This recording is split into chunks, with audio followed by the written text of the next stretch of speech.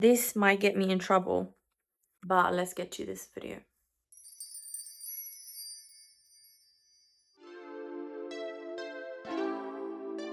In today's video, I want to be talking about and answering the hard slash controversial manifestation questions. The questions that I see not many people talk about or just avoid talking about. And I feel like we should talk about them openly more in this manifestation community. There is so much nuance to this. And personally, I do not believe in this being black and white thing. And this is not me attacking anyone. I just think that these are really interesting and important topics to mention and talk about or start talking about more. This is just my perspective, and if you don't agree with it, that's fine. You are allowed to have your opinion. I am more than happy for you to just let me know what you think. What are your thoughts and views on these subjects, as long as you keep it respectful. So let's get to this video. Can you manifest a straight person to become gay or change someone's sexuality? We are starting off strong. I like that question. So in my honest opinion, I feel like human connection and attraction is actually way more fluid than people think sometimes. But personally, I would never feel comfortable telling you guys to just blindly, obsessively try to change somebody's sexuality. But I think that there is definitely a difference between letting things flow and unfold naturally to being just consumed and obsessed with trying to change somebody to become someone they fundamentally aren't. I think self-concept matters here too. You should never feel like you need to change somebody or yourself in order to feel worthy of love. So short answer, yes, I do believe this is possible. However, you shouldn't be focusing and obsessing over that. You should let things flow naturally. Why? Like I said, I believe that human attraction is way more complex than people think sometimes. I am not going to be one of those coaches that tell you just affirm anything is possible. Focus on your self-concept and let things unfold naturally. Question number 2. Should you persist even if the relationship was toxic? Now, this is another thing that I feel like manifestation communities oversimplify a lot. I believe that the core of manifestation and spirituality is self-concept, not endless affirming, no blind para affirmations. I think that it is all about self-concept and energy and love energy and what you feel internally. Yes, your subconscious mind creates your reality, but affirmations alone will not help you, even if you keep persisting and affirming, because self-concept is everything. If you are obsessively affirming for your SP to unblock you, it's not going to help you, even if you keep persisting and affirming, because it is still coming from the need to be with your SP in order to feel complete. This is why I don't believe that the endless, continuous affirming all day long is the way to go. I just don't. Whether you like it or not, this is how we roll with it on this channel. It's all about self-concept, not just affirming all day long. Going back to the question, should you persist even if the relationship was toxic? So like I said, self-concept is everything. And whether you should persist or not is completely up to you. I feel like when you focus on your self-concept and your happiness and improving your mental health and confidence and well-being, you will naturally get to a point where you outgrow the toxic relations. I've seen many examples of people that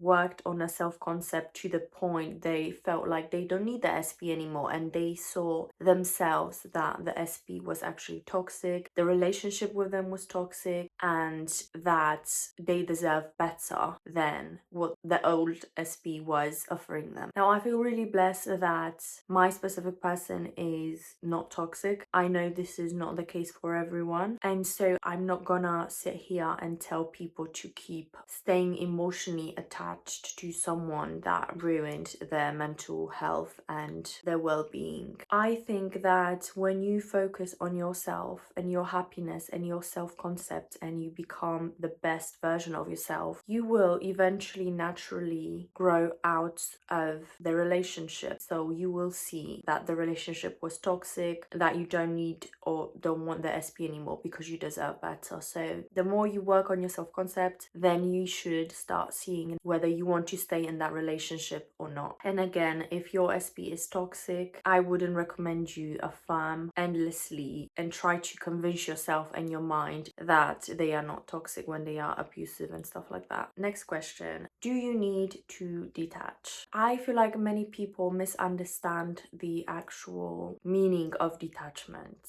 Detachment doesn't mean that you cannot ever think about your specific person anymore. It doesn't mean that you can never think about your SP again. It just means that you no longer feel the need to be with them in order to feel fulfilled and happy. So a true, real detachment to me is when I get to the point where I live my day-to-day, everyday life feeling happy, truly happy and fulfilled, whether my SP will text me or not. I still know that I will be okay whether they are in my life or not. This is the real essence of detachment. You are still allowed to look at your SP's pictures or have inner conversations with them. Imagine that you are dating them, just going straight to the end. You are still allowed to do all of these things, because I did when I was manifesting my man. He was still living in my head rent-free, but with the difference that it wasn't desperate. It was just the knowing that everything will be okay. But even if it doesn't happen, even if he doesn't come back, I will be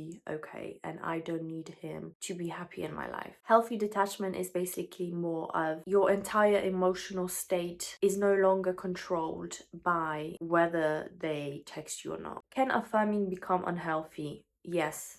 Absolutely. Personally, yes. This is what I was telling you in the previous questions. I know that affirming can be a great technique that you can use to help you convince your subconscious mind with the new beliefs. However, it can get to a point where it's just unhealthy. Like I said, I am not one of these coaches that tell you all you have to do is just affirm, affirm, affirm, affirm, affirm, affirm, affirm. If your affirming is coming from desperation and the need to be with your SP, so I'm gonna just keep affirming that he unblocked me, I just need him back, so I'm gonna keep affirming no matter what. This is what makes this whole affirming, para-affirming unhealthy for you, because it's not about how much you affirm, it's about how it makes you feel. If it makes you feel good and confident, then great, keep on affirming. But if it gets to a point where you just keep affirming and then you check for the results, you don't see the results, so you affirm even more, and then it's like a constant loop of affirming, where is it, affirming, where is it, this is when it gets unhealthy. If you're affirming from panic 24/7, consuming all manifestation content 10 hours a day, every single day, you're checking movement constantly, you're spiraling constantly, that's not peace. That's anxiety. And that's actually one reason why I made my social media detox content, because I think some people in this manifestation community are just exhausted, because you over consuming all this content that you're focused on all those techniques that you actually forget to live and breathe. So yes, personally, I do think that affirming can become unhealthy. And last question for today is, can you manifest an apology / change from someone who hurt you? Okay, so personally, I think that people change all the time. People grow, reconnect. Human emotions change all the time, without a doubt. If you had a beef with somebody in the past, I absolutely do believe that with time and growth on both sides, you can reconnect. I do believe that. But I also believe that your self-worth and value shouldn't only depend on the other person's changing. Once again, this is all coming back to self-concept. I do believe that people change and grow and mature, but you shouldn't be out here obsessing and wanting revenge or wanting the other person to come up to you and apologize. You should be able to find happiness and peace within you, whether they will eventually come apologizing or not. If they grow, mature, and apologize, that's great. If they don't, that's also fine. You need to get to a point in life where you are okay with just being able to vibe and live your life, whether your specific person comes back or not. And ironically, this is when your SP will most likely come back, when you truly detach and when you truly work on your self-concept, not when you affirm 24/7 or obsess over the result. At the end of the day, manifestation should improve your life and not consume it. Anyway, don't cancel me for this video. These are just my opinions and my thoughts based on my personal journey, and I want to make sure that on this channel, this community feels warm and loving and accepting for everyone. Let me know what you think. I am more than happy to read your thoughts and your feelings and how you feel about those questions that I have just answered respectfully in the comment section down below. I will see you in the next video.